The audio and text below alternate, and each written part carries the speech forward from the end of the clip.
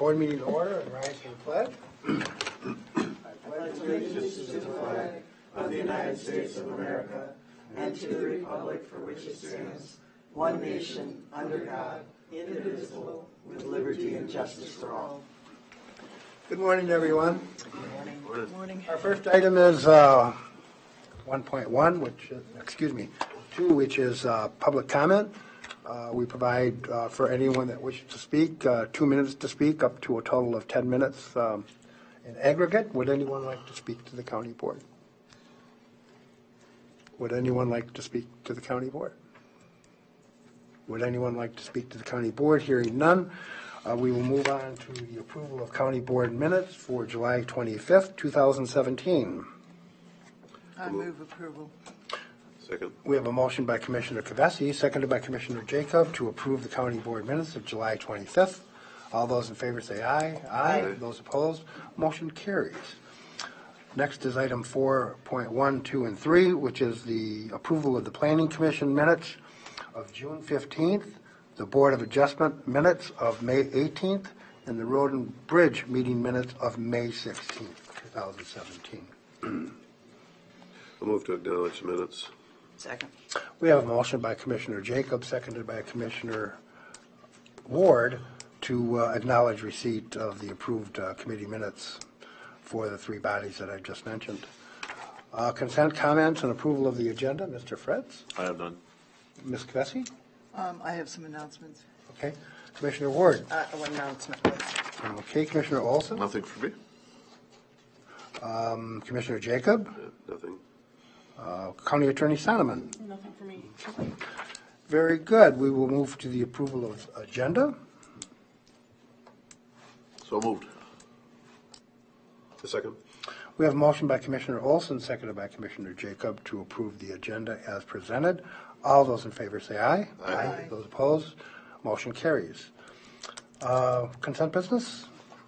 I'll read the consent business into the record. Department recommendation 6.1, approved grant renewal agreement with City of Winona through its Senior Friendship Center for advocacy services to senior citizens and informational and referral services. 6.2, approve addendum to the purchase of service agreement for mental health services with Hiawatha Valley Mental Health Center for medication management clinic expansion. 6.3, approve resolution requesting speed zone study on CASA 12 and on CASA 25 in Wayetteville. 6.4, approve supervisor association amendment. 6.5, approve resolution reappointing Housing and Redevelopment Authority Board Commissioner. 6.6, confirm payment of disbursements. And I believe that concludes the consent agenda. Entertain a motion. Move to approve. Second. We have a motion by Commissioner Ward, seconded by Commissioner Olson, to approve the consent business as presented. All those in favor say aye. Aye. Aye. Those opposed, I'd like it noted that I would abstain from item 6.2. Okay. Oh, okay. Very good. All those pass with an abstention on 6.2. Next item is 7, general business. First item being receive the Minnesota Green Corps 2017 report. Ms. Johnson? Good morning. Good morning. It's my pleasure to have Ben Mom here, who's been our Green Corps member actually for the past 2 terms. This is his final term. His term ends next week, and he's going to present information on what he's done over the last term. And I would like to say he has really moved us forward in local foods initiatives. Without his hard work, I don't think we'd be where we are with it. And he's been very well received by the public and all the folks that he works with. So I'll let Ben take it over. Thank you, Joe, and good morning. Good morning. Good morning. So it's obviously great to be here again. This is my last time that I'll wrap up for you guys, kind of what I've been doing, and before I leave next week, Tuesday is my last day. So without further ado, we'll jump right into it. So obviously I've been a local foods infrastructure member through the Green Corps program, and we've been looking to address kind of local foods in the county in a lot of different ways. And I think Winona County is already a good county that it does a lot that maybe some other counties might not, or different regions might not. Because we have a lot of things. We have co-ops and some great local food shelves in several of our communities. We have farmers markets popping up around and some new ones starting here. working to eliminate food deserts. We're kind of having an increased focus on that we're, mapping that out and kind of figuring out where are areas that need to be addressed. And we have like gardening opportunities. We have our community gardens, which obviously we've hosted here at the county I've been involved with. There's the Winona County Master Gardeners, which do lots of programming with local schools and stuff. And there's lots of good funding, too, to kind of help support these projects. There's the statewide health improvement program, which I've worked on several grant projects for. And Minnesota Department of Agriculture is another great one that funds like lots of farm-to-school projects, which I've also been involved with as well. So there's a lot of good things going on in Winona County, I think, as far as local foods. So my projects in particular, there's obviously been the St. Charles Farmers Market, Stone Point Community Gardens, farm-to-school programs. Then new to this year, I kind of delved into farm-to-child care a little bit, which I'll talk more about that. The CSA program we launched last year, and the SHIP grants that I wrote and administered over my time here. So with the St. Charles Farmers Market this year, we're trying a new location change out there to City Park, which has been well received. Obviously, people are still getting used to it, but people have said it feels more farmers market-y out there kind of rather than in a parking lot at City Hall. And so it's been very nice out there. We've been trying different stuff. We have our same core group of vendors there. And obviously something, I'll talk more about this later too, that been looking at with my projects as I've been wrapping up here is kind of transferring of duties to kind of help these projects have continuity. So one thing we've been looking at is how to handle, because kind of act as the fiscal agent of the market, but we're looking at transferring that they'll actually go out on their own a little bit, managing some of their own fiscal management in future years, and kind of be a little bit less of a burden on the county as my position leaves and doesn't need to address as much for some of that. So, and then the gardens have been doing very well as well.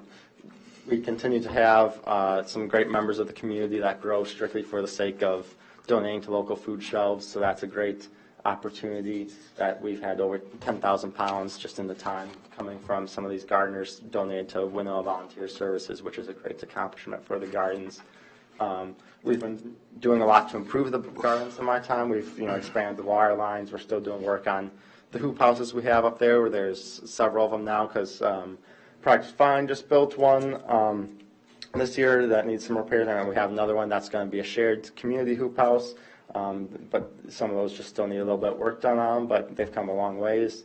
And the great thing about some of these gardeners, too, is they support the local farmers markets as vendors, that they are, this food is staying in the community and being sold to, people here in Winona County. And, Project Find does great work up there, too, that they have that hoop house, and they've always hosted their Call for Growers program, and they're a great partner to the county, and as well as a great liaison with the Hmong community, which makes up a good majority of the gardeners up there. So, Farm to School has been another great project, working with Winona area schools, Lewiston, Altura, and St. Charles. Those that I was working more on my first term here, but we still made a lot of progress as far as getting schools procuring food from different local farms and helping them administer their grant projects too. There's been a Minnesota Department of Agriculture grant that Lewiston in particular has been very aggressive in pursuing that and made lots of improvements to their school to be able to accommodate more local food into their menu. Then this year, I was talking about how farm to child care was a new need that I addressed. I got over 100 informational brochures out to different child care provider trainings that I was working with community education with the school districts, hosting that. And then we were able to put together a SHIP grant, which was able to sponsor, it's called a Catch Nutrition Training, which is basically all about children's health and getting them to eat healthier and think about healthy food. And in conjunction with that, we made these garden in a box kits, which you can see a picture of here. One of them growing, that's out at a child care center here in the community, actually. And 5 of them got them. We had enough in the grants to fund that. It's a little 3x3 square. We were able to get them seeds, fertilizer, and soil to fill them up. And I went out and helped them set them up. So there's 5 of those at different communities, and people that came to that training had the opportunity to receive one of those gardens. So that's kind of a fun project for the kids to get them growing their own food and learning about gardening and nutrition. Then the CSA that we launched last year, and it was expanded upon this year, and it's just continuing. I think it's been their 2nd week or something that they've been doing deliveries. I've heard great things about it so far, but that's another great one as far as responsibility and stuff. That's another one where Project Find has taken on a great role helping with that. They have provided a location for people to pick up their shares at their office there and work with them. So they've expanded. They were just, I think, 5 shares to start with, and I believe they have 10 shares this year, and are going for more weeks as well. So that's something that they're going to keep on growing. I think it's been well received, and they have plenty of stuff to bring. So there's a picture of one of the baskets, I think, from last year, where you can see it. You get quite a variety of stuff. So here's a little bit more on the SHIP grants.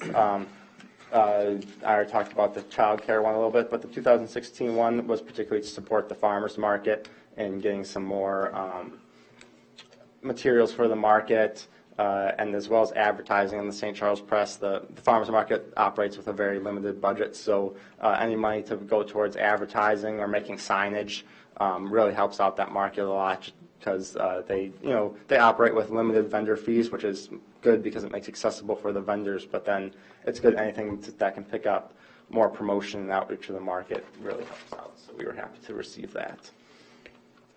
And here's a little bit more about that child care training. You can see this is where we came to, we had Brenda Pullman from Fillmore County come to administer the training because she was the nearest certified instructor for that training.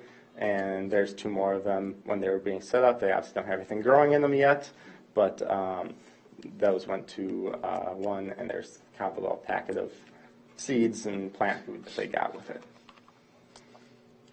So finally, to wrap up, other things I guess I'm doing to make sure that these projects have continuity moving forward. We talked about the transfer of financial management for the farmers market. Also just kind of compiling files and resources to, they're also going to take on their own kind of coordination. Some of the garden stuff I know will be kind of falling under planning a little bit more, so that will be good. I'm working to prepare files for them. CSA, again, is becoming very self-sufficient to where they kind of, know how it's working, and Project Find has been supporting them as well. The school districts, I think, are to a point that with their farm to school and farm to child care that they kind of know where the funds are out there, because I've kept them in the loop enough, I think, that they know where to go for that, and they really are, I think, taking the lead on their own grant projects. And even though I'm leaving, the county is getting another Green Corps member next year, so that's something to look forward to. Although they're focusing on stormwater, they have some marginal functions to support some of these other projects, which is something I think the Green Corps program has been great about, that if it's within the focus of green projects, that they are supportive of their members doing work on that. So it'll be exciting to make sure that this work keeps on continuing in the county. So with that, thank you very much for hosting the program. I've been very happy to have had such a great organization that really, I can tell that everyone here, there's a lot of people within Winona County that has a lot of passion for these projects, and I've never felt kicked to the side or anything with my project. I've felt like I've really run into a lot of different staff and community members that really care a lot, and so I'm very appreciative of that, and I'm appreciative to the board for all that they do as well. So thank you so much, and it's been a great experience. Well, Ben, thank you so much for all of the hard work that you've done. Where will you be going now? Yeah, well, that's the grand question. I've been job searching in the area, Okay. So I'll be planning here. I've also been looking at grad school as well, but that'll be for next fall. So yeah, I've been looking for work in the area and possibly grad school in the future as well. Great. Yeah. Well, thank you. Thank you. Thank you very much. The next item is 7.2, discuss and determine funding level for SEMCRA levy. Mr. Wheeler will be addressing the board. Good morning. Morning. Thanks for allowing us to present our levy request for 2018 this morning. I thought how I'd start out is just kind of highlight some of our accomplishments to date. Our Section 8 rental assistance program, we are, our average has been around 70 households per year with an average household income of about $38.90, or excuse me, with household assistance right around the $4,000 mark per family. So about $273,000 is what we spent in rental assistance in Winona County. 69% of the participants in the Section 8 program were at 30% of the county median and below. Our average last year, which was kind of an interesting number, about 75% of our participants in the Section 8 program are on the program 5 years or less. So it's a program that truly works. It allows families to get their feet back on the ground again and off rental assistance and back fully contributing to the tax structure. Our emphasis for Section 8 is to try to get the program back up to 75 households, and we're currently working on that in 2018. Rental rehab is that state program. It's a 15-year deferred loan program. It's made available to nonprofits as well as for-profits. We're currently working with 2 single-family properties in Lewiston and 1 single-family property in Utica. We have a 24-unit rural development 515 in St. Charles that we're working on as well as 13 units of rental rehab. 13 of those units would be preserved through the rehab, through that rehab program of the 24. Greenview Estates.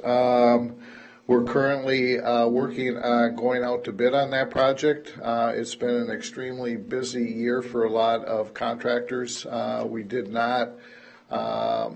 one actually that showed up to the walkthrough, so we extended that period. Hope to get a second one. We'll see how that turns out.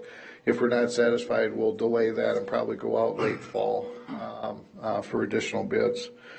We're looking at approximately about $500,000 is what we're shooting for rehab on Greenview, which would leave us a balance of about $300,000 to go into next year. Our Lewiston Small Cities program is going well. That's to rehab 14 single-family properties, and that would be targeted to families at 80% of the county median and or below. And then the Corners project, the 12-unit to rehab, that particular project as well, we're tentatively looking at about $500,000, and that should be in construction this year. And so that's the Lewiston project. Our affordable, I'll talk a little bit about that when I get to the levy. South Fork, we have 1 buildable lot left. And we have construction going on. We're currently working with the City of St. Charles and with a for-profit developer to develop 8 additional lots, which would be along 14, which is kind of the final of the first phase of the TIF district. So we're in the process of that at this point, which would make 8 more lots available in South Fork. First-time homebuyer program, that's a program to families up to about 100% of state median income. We coordinate that through the state of Minnesota, and we had 3 loans, one in, one in St. Charles, 2 in St. Charles and 1 in Lewiston for the first-time homebuyer program. The market study we kind of tentatively put on hold. We want to wait till we see a project moving forward in the future. There's no sense spending money on a market study at this point until we know we at least have some life to a project in Out County, Winona. So it's tentatively on hold right now until we get something going there. Any questions on our accomplishments? Because if not, I'll move on to levy. That was the sheet that was just handed to you today. Our request is 101,082, and I'm going to talk about, we would like 201,082. We have levied about 100,000, 17 through, 13 through 17. The estimated cost to the taxpayers would be 528 if you hold us at the 101,082, 1051 if that's increased by 100,000. And I want to talk a little bit about the Housing Trust Fund. The state of Minnesota, the legislature did adopt a law which allows cities and counties, housing authorities to set up a housing trust fund. What a housing trust fund is we actually would work with the county to get a committee appointed. And this committee actually sets forth the guidelines for the housing trust program. So that could be things like, it could be housing rehab, it could be a priority. You could have down payment assistance as another priority, and new construction, which could be, focus on elderly and or workforce housing. So once the committee comes up with the parameters, it comes back, would come back to the HRA board as well as the county board for adoption, and that's kind of the set guidelines to how the money would be expended moving forward. Excuse me.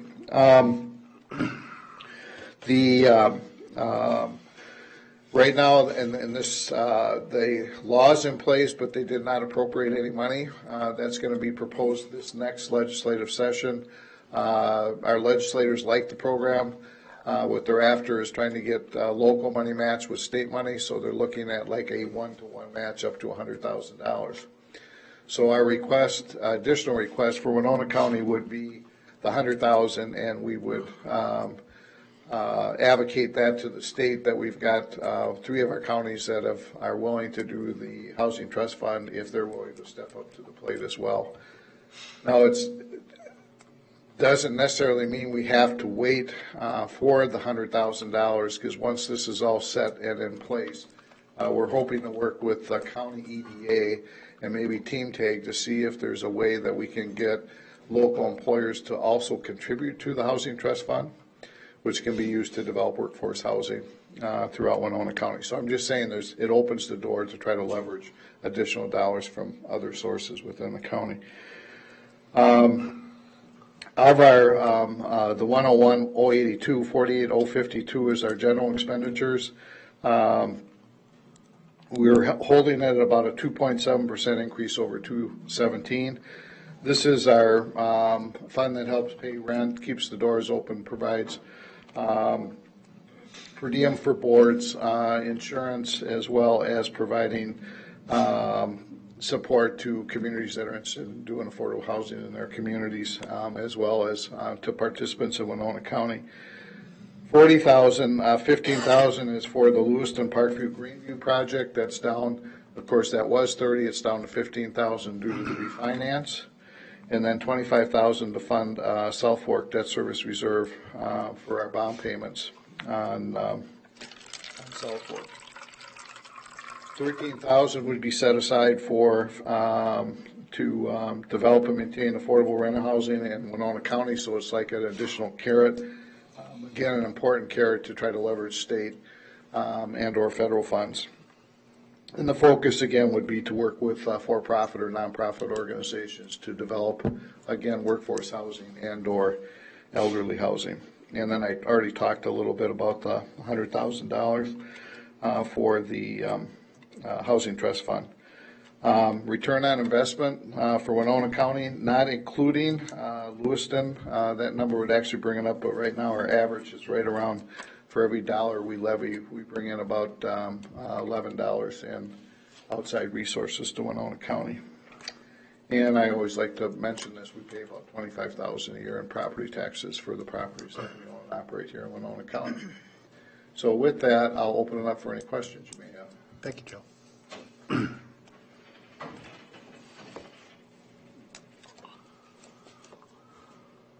Commissioner Ward. Well, not really any questions, but some comments. Joe and his organization, as you see all the categories here, do a marvelous thing for a lot of our residents. The Section 8, a lot of people, we get little letters from and I don't know if they're included, I think the Yes. board gets those, you know, how that it's changed their lives and everything. And the rental rehab, there's a couple projects in Lewiston that have benefited from dollars that they need to be rehabbed. And the Greenview, with Corners Greenview are two of those. That old South Fork addition, finally, like Joe said, we're finally getting the first phase filled up after many years.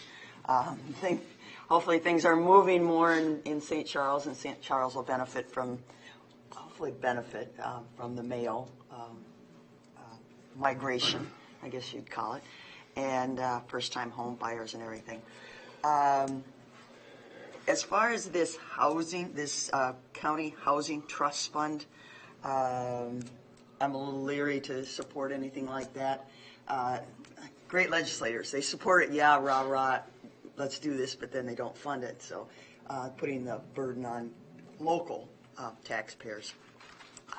So I would definitely take a wait and see how that moves forward from a state perspective. And I've always liked round figures. We've committed, and not having discussed any budgetary, of course, this is preliminary. Now we're under the premise that this is just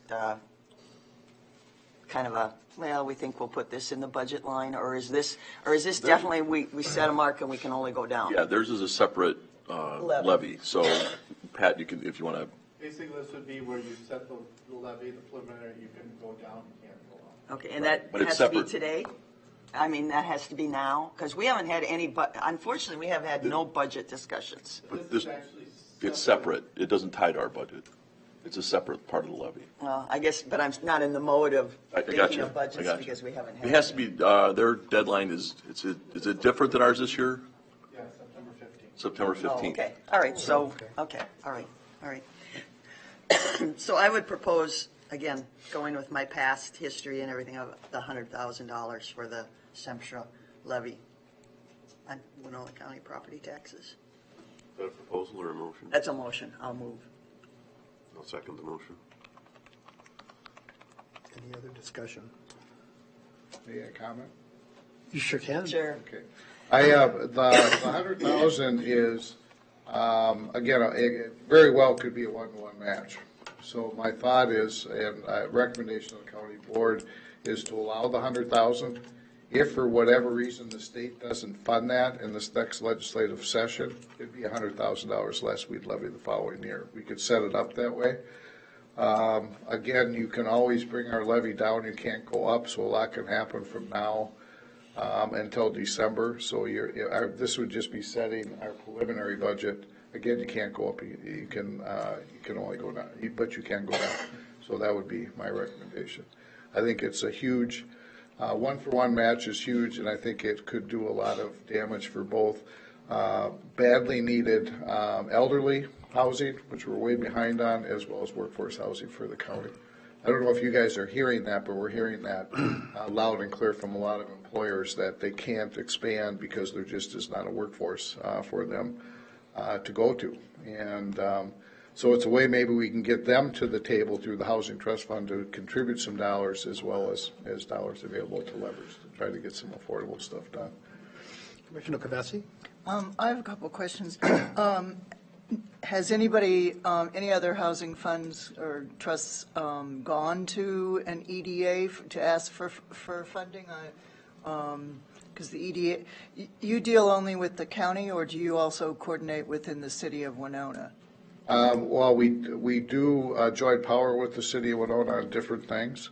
I can tell you that we're in the process of working with Goodhue County and Goodhue County EDA to look at different things.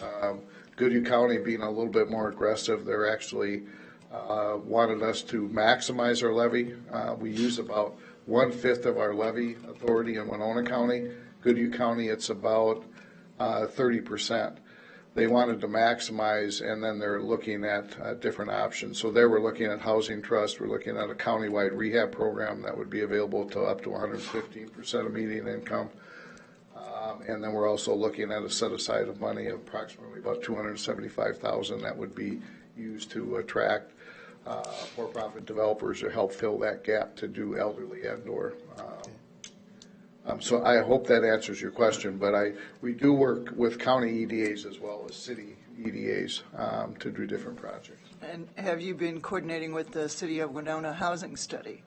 No, we have not. I actually have not seen that study yet, so I'll try to get my hands on that. As well as again, we haven't moved ours forward to out county just from the mere fact that we really don't have a project that has come forward either privately or on a nonprofit wide. We thought we'd be better off waiting, as well as being able to solicit cities to see if they're willing to contribute to that market study as well. Okay, I have a question about the Section 8 also. I did see an advertisement in the paper today for people to apply. I'm confused because you have only 59 and you can have up to 75, so we have openings in the Section 8 in Winona County? Actually, we're one of the agencies that we just got out of that, which they call the shortfall agency. So we try to maximize the program, so we're utilizing all the dollars. Unfortunately, the Section 8 program doesn't operate like a flat line. If you talk to a finance person, they love to see a flat line. Section 8 doesn't operate that way. It kind of goes up and down because a family can take up to 2 months to actually locate a unit. We don't have any control how many people drop off the program at any given time. So it's actually good to be in a shortfall situation with that because you're maximizing your dollars. If you don't spend all your dollars, you get less the next year. So we always try to maximize it. So in Winona County's case, we're out of the shortfall. We could not issue any vouchers as long as we were, quote, a shortfall agency. We are now gearing back up again and opened up applications for people to apply for Section 8. So it's based on first come, first serve. We can't prioritize it by county, for example. Winona County, we want to do XXX more, but we can do things like advertise more in Winona County to get more participants to apply. Versus another county. So that's the only way we can really control people signing up for the program. But to answer your question, yes, we're taking applications, but we're still not issuing yet because we're at the maximum level. As people start dropping off, we're ready to issue as soon as people start dropping off the program. Yeah, I'm just kind of concerned because it seems like all I ever hear is that there's a waiting list for Section 8 vouchers. Yes. So it's interesting that we don't have a waiting list currently. The other information you shared was that a high percentage are on the Section 8 for 5 years or less. And then you said they go back into competitive housing. Do you track those people? Like how many actually leave the county or don't go back into competitive housing locally? Or I don't know. No, we have no way of tracking. No, we don't have a tracking system once they get off the program. We track individuals while they're on the program. So when you said that X percent, I took notes and I thought I heard 70% are on the program 5 years or less. That's correct. So how do you get that figure if you don't track them? Or are you saying 70% of the people leave, but you're not sure if they go into competitive housing or if they leave the area or? We base that information on how long people have been on the program. So we have X amount of people that fall out. So based on last year, all of the 380 families that we serve, 75% of them have been on the program for less than 5 years. Okay. And that's how we get that. So you don't really know when they leave where they're going to? No, we do get a little bit more information on families that are in our family self-sufficiency program. But we really don't follow up with them after they've successfully became family self-sufficient. But what I'm saying is Section 8 by itself helps a lot of family get their feedback. Right. Do you have some kind of a bridge program between Section 8 and not on Section 8? Yeah, we'll call it the Family Self-Sufficiency Program, right. Okay. Commissioner Jacob. So just to follow up on that question, am I understanding when you say 75% of the people become self-sufficient, are you saying they become self-sufficient, or are you saying you don't know what happened to them when they left this program? Meaning, did they go to another county? If someone leaves this county on Section 8, goes to another county, and starts, they just move and they become dependent on Section 8 in that county. Did you count them then as having moved on from Winona County and graduated into not needing Winona County Section 8, therefore not needing Section 8? Anybody typically that leaves the county would port out. And what I mean by porting out, they would take their voucher and move it over to another county. We would know about that because we're paying on that voucher. But we really don't. I mean, if somebody left for a job or just, we don't track individuals once they're off the program.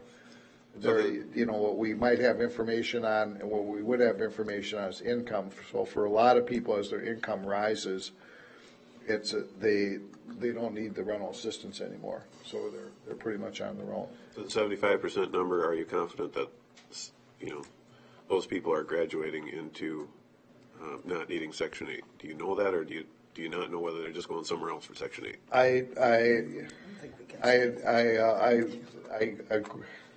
I'm going to say the 75% is, I'm only telling you, is based on numbers that we have. So what happens to that individual once they're off the program? Off the Winona County program. Right, off of our program and go down to Chicago or Minneapolis and reapply again, I wouldn't have that information. The only way we might get that information is if that housing authority calls us, or, a landlord. Isn't it fair to assume, though, that after 5 years that it's just the nature of people who rent, that they're just moving? I mean, to say that they're graduating out of the system is, I don't know. It doesn't seem like that's really what's going on.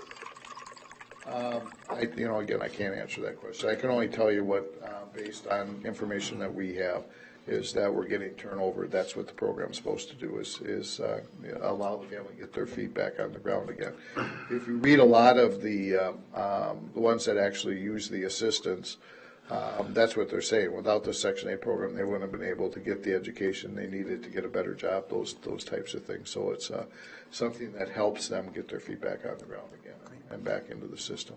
And to clarify, Section 8 dollars are Federal.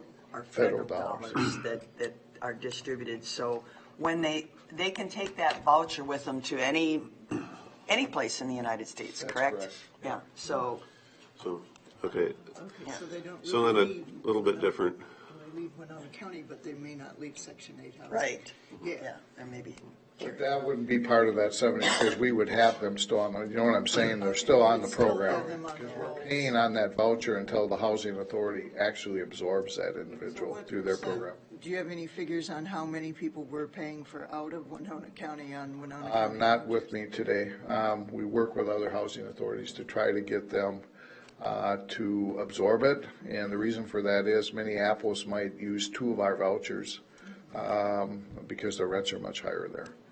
So we actually lose 2, or Chicago or some larger city. So, but that number again would be small. What I'm saying is, 75 is a number. If you want, I'd be probably very, very assured that at least 60% of the people get off the program in that 5-year period. So. Marie?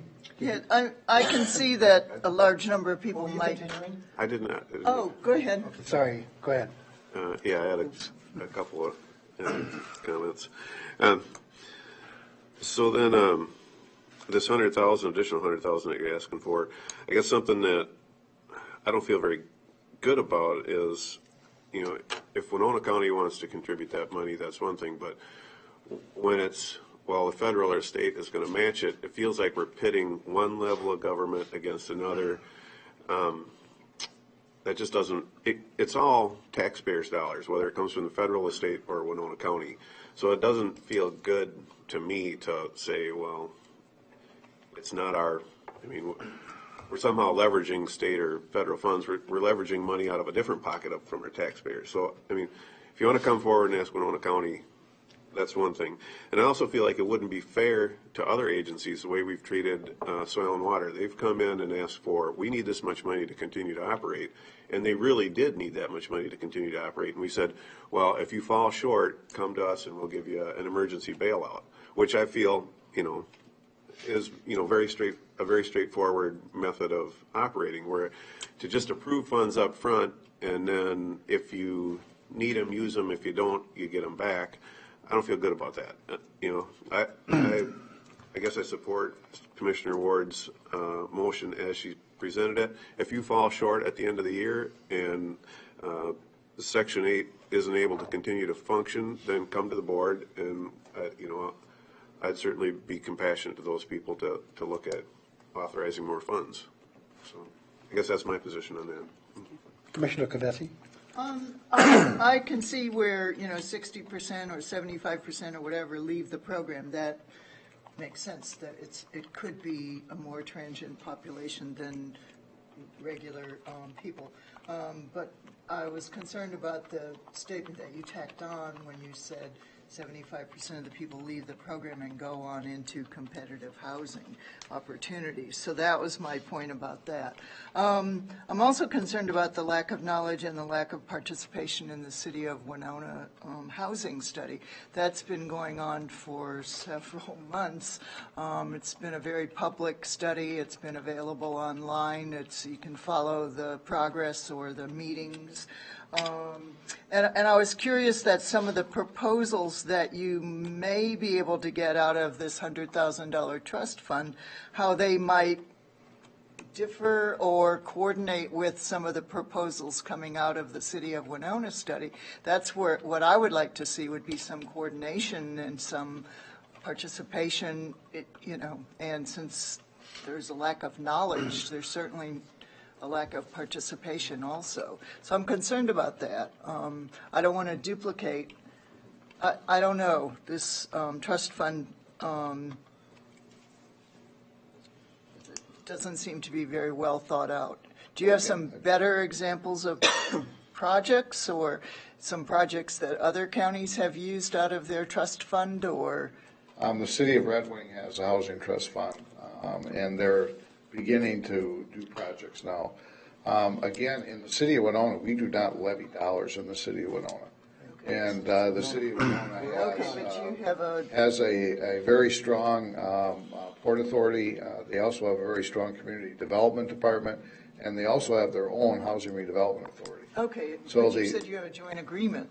We have joint powers, like we operate the rental rehab program in the city of Winona through a joint powers agreement. Okay. If we were asked by the city of Winona, and we have done that in the past, to coordinate with them, like when we're doing lead inspections or maybe, those types of things, we usually do a joint powers agreement. But typically, they have their things that they're doing. If it makes sense economically to team tag on rehab, those kinds of things, we most certainly do that with the city of Winona. One thing should be pointed out, and I think you just referenced it, is that this is strictly a rural area levy, tax levy. Okay. There is no levy in the city of Winona for this because we have our own HRA. Okay, yeah. That's what I was going to point out. On a rural property, you have Right. a line item that says HRA. In the same way we have a port authority on our tax status, you have an HRA on yours. Right. Yeah. So that's why for Marie, you're in. Okay, that's my concern. Okay, thank you. I knew the city of Winona has an HRA, but I got confused when you said you have a joint agreement with them, but that's. I think that's a contractor typical status. Yeah, that's a Right. typical thing. Okay. Any further discussion?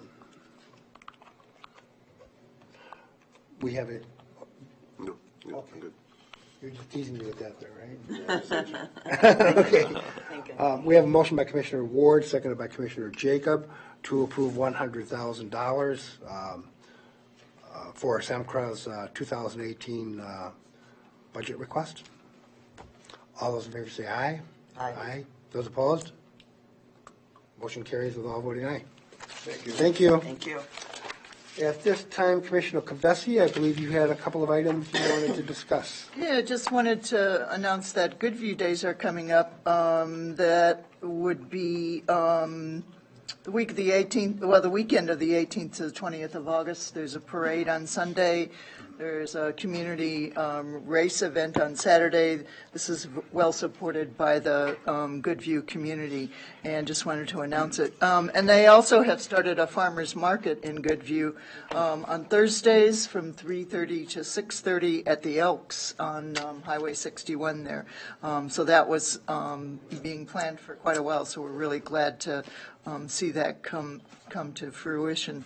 On Saturday, I was able to participate in an aquatic invasive survey that was set up through our Soil and Water and Amanda Gentry.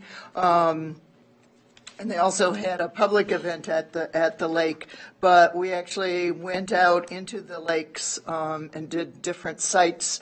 We did Lake Winona, we did Airport Lake, we did Buller Lake, we did Goodview Lake. And unfortunately, we did find invasive species in each of those lakes. So all of that information will be turned over to DNR.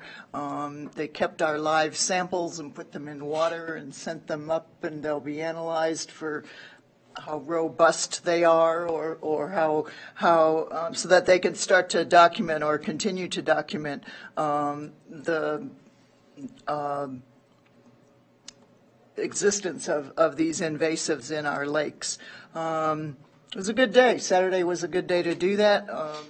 Just encourage anybody that has the chance to go out and do that kind of thing. I learned a lot of nerdy things, how to tell the difference between certain kinds of milfoil and whatever, but it was fun. So just wanted to bring that in to thank our Soil and Water for organizing that event. So. Thank you. Commissioner Ward. Two things. First thing, I do have a question for Minister Fritz. Can you give us, because several members of the community asked, where are we on our budgeting process? Can you give us a little bit of a timeline? You know, because I said today, we haven't had any budget discussions yet. Yeah, I sent out a calendar a while ago to the board. The budget the overview presentation and discussion of a couple different areas of the budget would occur on working session on August 22nd, which is our next board meeting. Okay. The plan for that meeting is to go over an overview of the budget and to talk specifically about those things that mostly affect the budget in a kind of a big picture way, which are capital items, personnel requests, and some of those other kind of bigger ticket items that we need to address before the preliminary levy. Those typically help have a pretty big impact on the preliminary levy.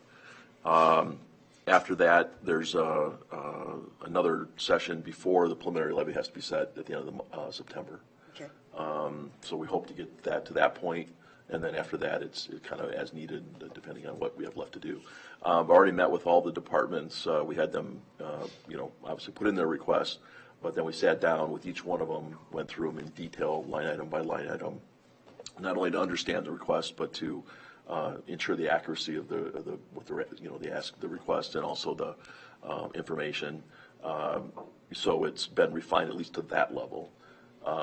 We'll talk about some policy issues or possible policy issues at the next meeting.